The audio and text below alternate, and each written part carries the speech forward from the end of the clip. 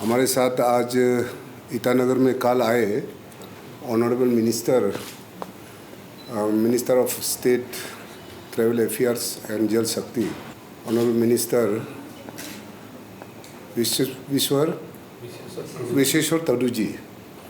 तो कल हम लोग गुवाहाटी से आए, मंत्री जी को मैंने रिसीव करके वहाँ से लाए और कल सिविल सेक्रेटरीट में काफ़ी चर्चाएं हुआ।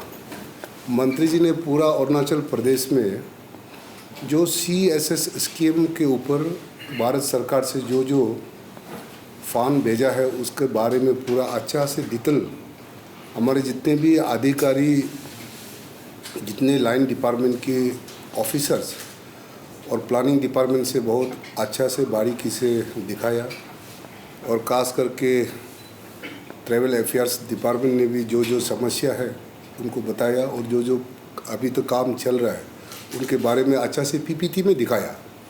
और साथ में जल शक्ति डिपार्टमेंट PMKSY के ऊपर, PMAY के ऊपर, उसके बाद आयुष्मान भारत उसके ऊपर जो जितने भी सेंटर का जो स्कीम है उसके बारे काफ़ी चर्चा हो।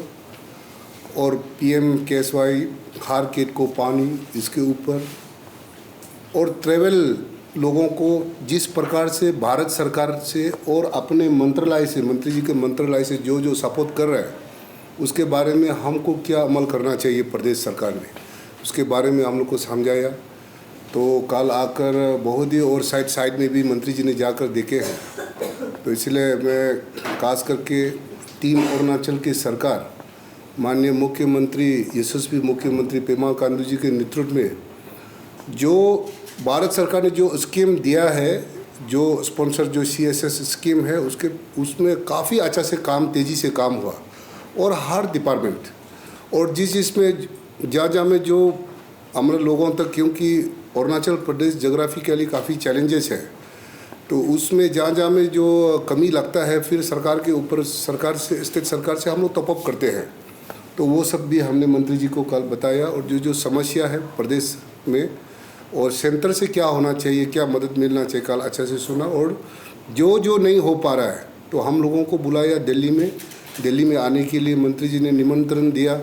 और जितने भी सेक्रेटरी, चीफ इंजीनियर, जितने भी ऑफिसर्स हैं जो उनका डिपार्टमेंट का, वो हम लोग 10 तारीख के बाद में मंत्री जी के दिल्ली जाएंगे और मंत्री जी से जो समस्या है ऐसे कल बताया भी है।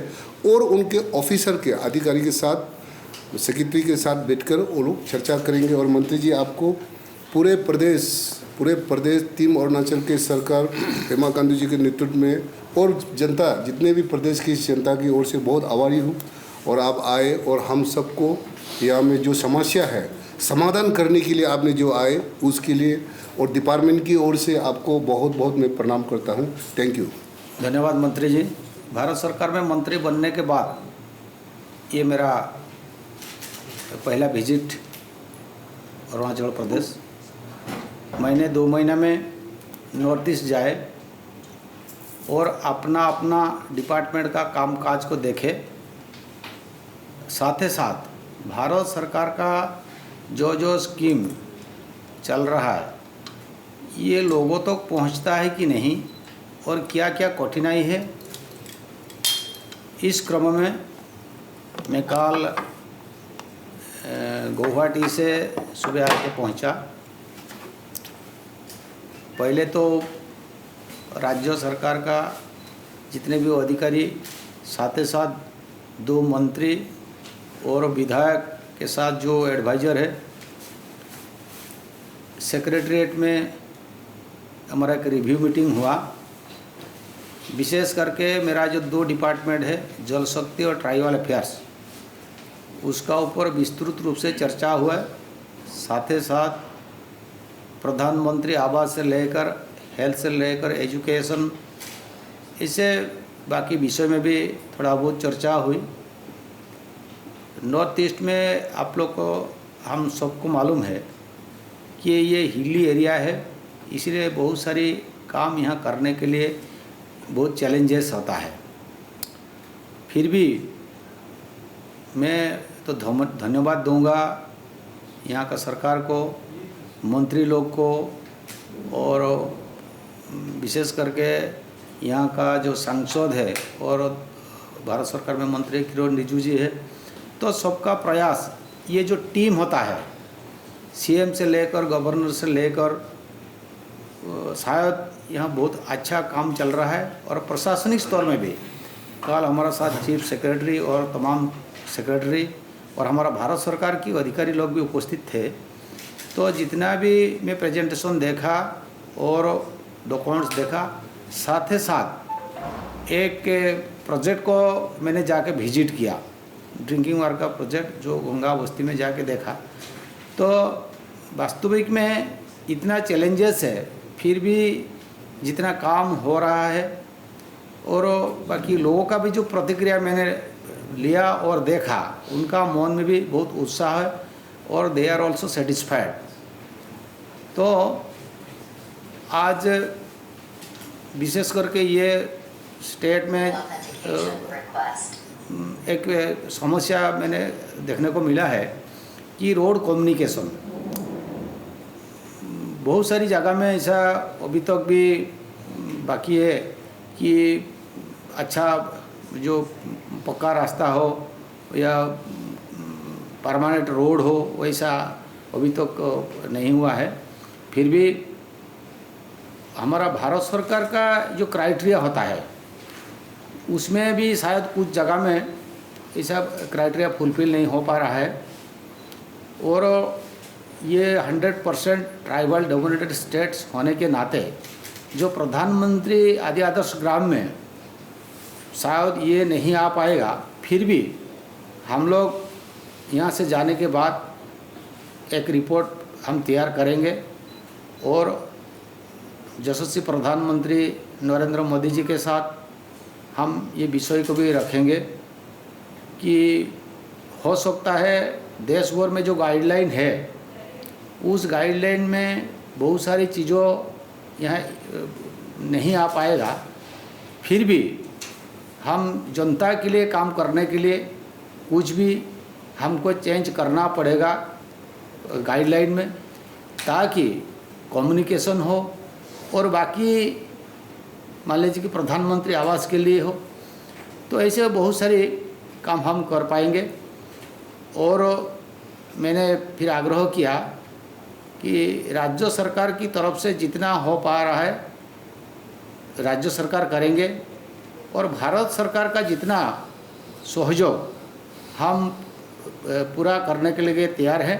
विशेष करके मेरा जो जल शक्ति है और ट्राइबल अफेयर्स में जो होगा, कल हमने सीधे यहाँ से भी हमारा जल शक्ति का जो विभिन्न डिपार्टमेंट विंग है, सीधे हम लोग बात किया अधिकारी लोगों के साथ। और जो केस पेंडिंग भी है वो पेंडिंग केस को कैसे हम तुरंत सॉल्व करेंगे, उसके लिए भी कल टेलीफोनिक बात भी हो गया है।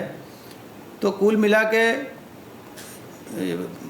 अरुणाचल प्रदेश को हम कैसे आगे बढ़ाएंगे और स्पेशली नॉर्थ ईस्ट में जितना भी स्टेट है, क्योंकि ये और एक सबसे बड़ा चैलेंज है कि अरुणाचल प्रदेश 3 कंट्री जो है वो पूरा बॉर्डर में है।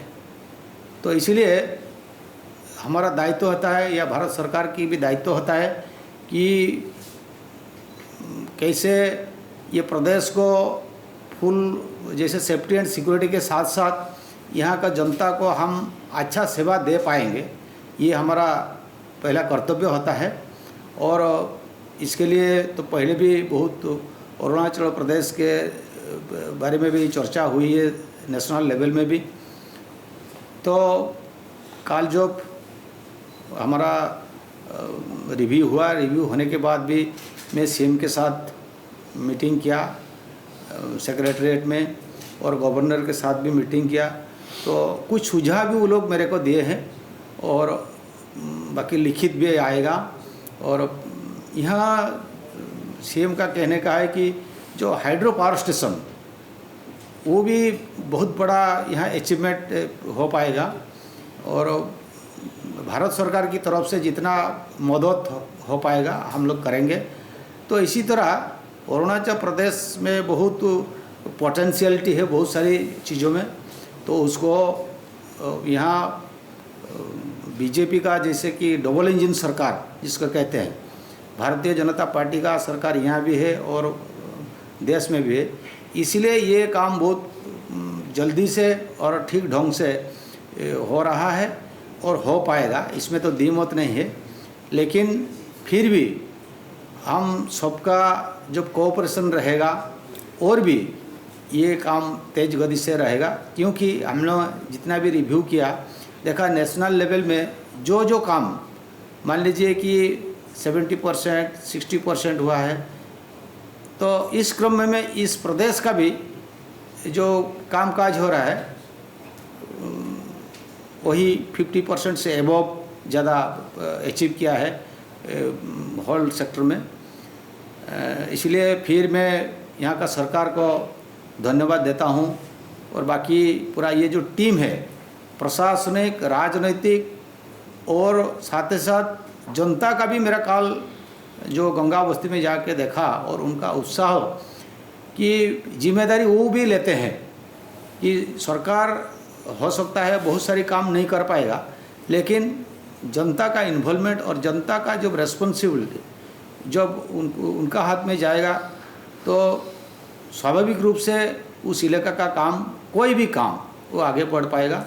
और बहुत सारे ऐसे ट्राइबल का जो प्रतिभा है, बहुत सारी हैंडीक्राफ्ट हो और बहुत सारी ऐसे भी मटेरियल वो लोग बनाते हैं, तो उसको मैंने सुझाव दिया है कि ट्राइफेड एक्टिविटी एक है हमारा, उस ट्राइफेड एक्टिविटी के माध्यम से बंधन विकास केंद्र यहाँ खुला जाए और उसको हम प्रमोट करते हैं बहुत सारे मेरे प्रदेश में, तो वो हो जाएगा तो उसका अर्थनैतिक का भी विकास हो जाएगा।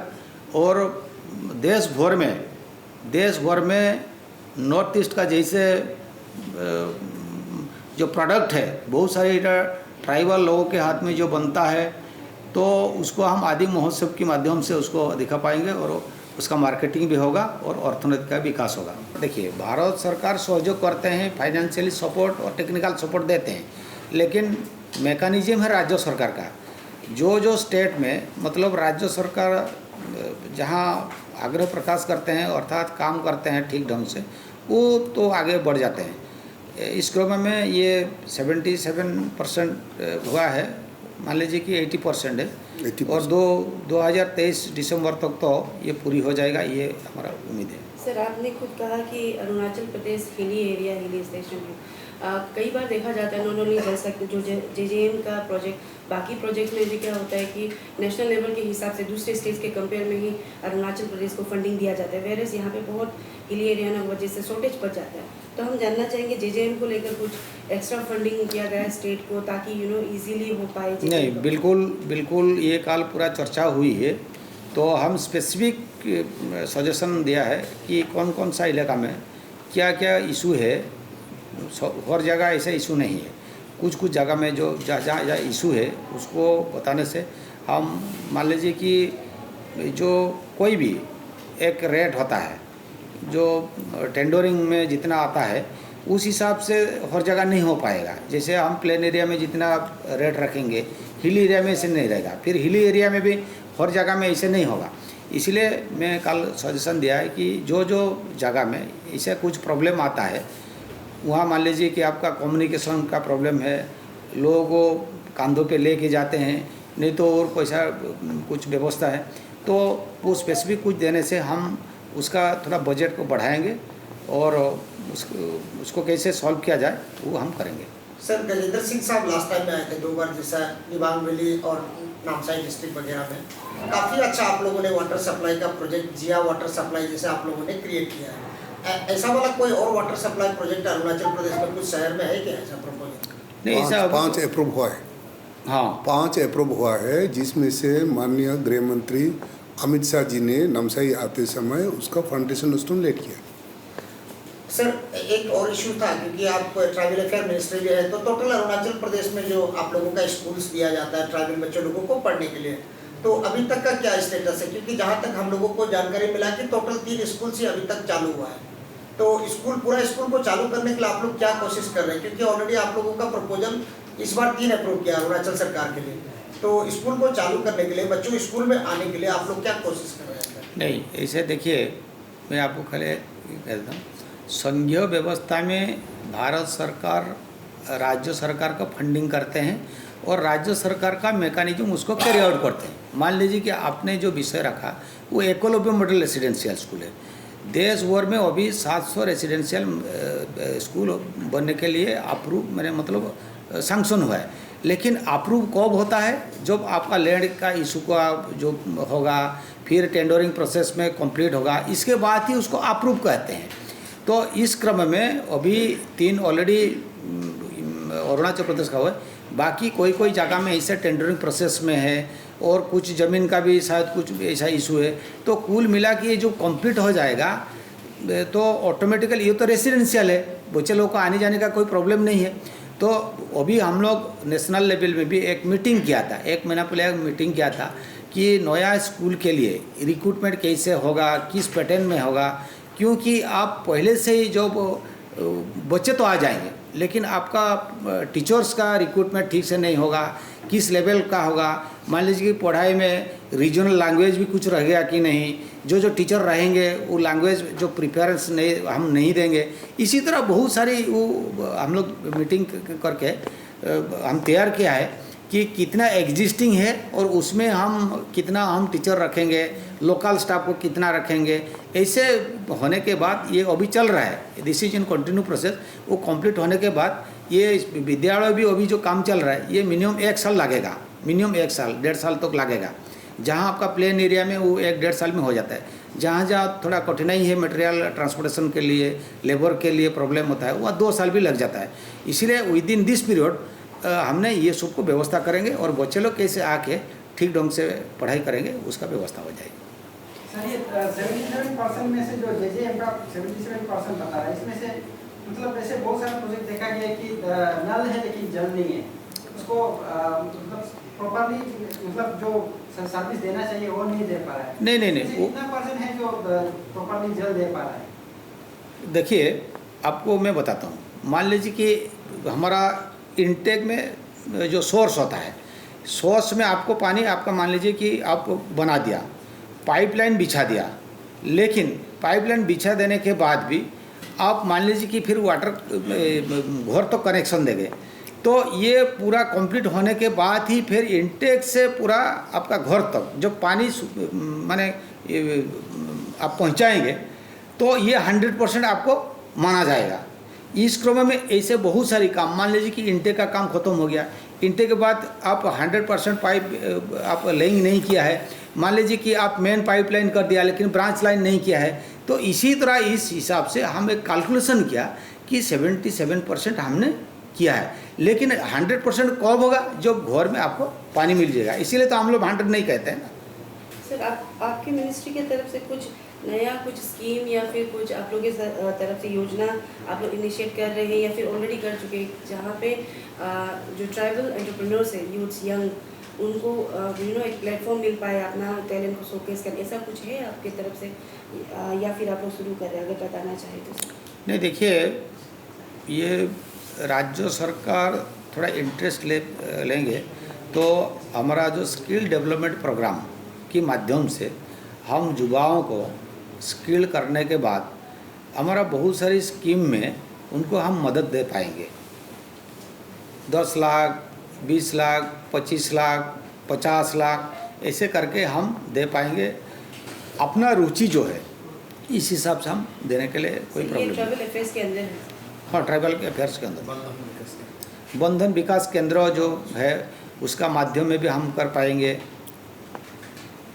इस बार सर कोई प्रपोजल है बंधन विकास केंद्र के लिए अरुणाचल? नहीं, क्योंकि ये आपका भी अपना स्पीच में भी एम्फेसाइज किया। नहीं, इस बार नहीं। ये बंधन विकास केंद्रों का ये जो रचना है, ट्राइफेड एक्टिविटी देश भर में अभी चल रहा है, लेकिन ये क्या होता है आपका नॉर्थ ईस्ट में, जैसे दूसरा प्रदेश में अपना अपना प्रदेश में रीजनल ऑफिस है, लेकिन ये जो जितना भी छोटा छोटा आपका प्रदेश नॉर्थ ईस्ट में, उनका हेडक्वार्टर होता है आपका गुवाहाटी में। इसीलिए वहाँ से ये लोग इसको देखते हैं। तो कल भी हम लोग उसके साथ बात किया कि आप लोग आके अपना रीजनल ऑफिस से कुछ ऑफिसर को भेजो और यहाँ जो ट्राइबल अफेयर्स डिपार्टमेंट है वो डिपार्टमेंट का ऑफिसर के साथ बात करके वन वन विकास जहाँ जहाँ ज़रूरी है या हो सकता है अकॉर्डिंगली आप उसको करिए। और कुछ तो प्रपोजल भी है वो करेंगे। और थोड़ा कल भी हमने चर्चा किया कितने जगह हो पाएगा और वहाँ क्या क्या सोर्स क्या है, तो वो हो जाएगा, उसमें कोई नहीं। लेकिन ये शुरुआत हुई है, ये ट्राइफेड एक्टिविटीज़ ये बहुत सारी जगह में नहीं हो पाया है और ज़्यादा स्टाफ भी नहीं है वो ट्राइफेड में, लेकिन ये शुरुआत हुई है, ये आगे धीरे धीरे बढ़ेगा।